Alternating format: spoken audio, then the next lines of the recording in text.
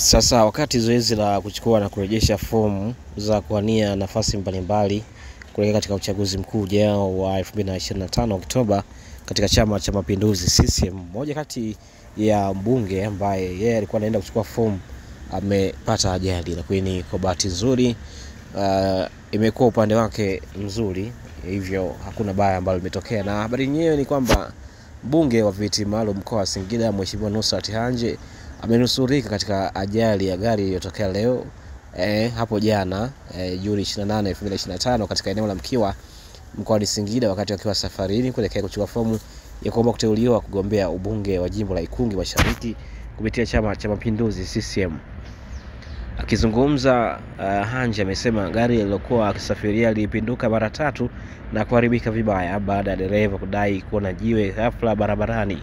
Hata hivyo, amethibitisha kuwa yeye na dereva wake wote wametoka salama katika ajali hiyo. Nikimnukuu, amesema gari limepinduka mara 3 likajiburuza, lakini kwa neema ya Mungu tumepona wote.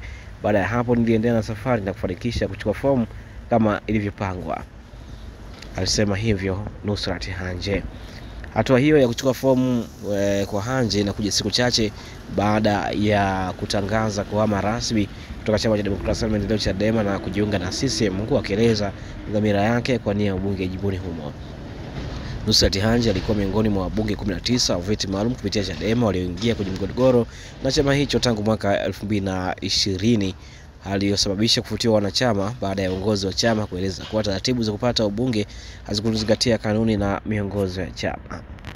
Imekuwa hivyo. Tazama video yenyewe hii hapa.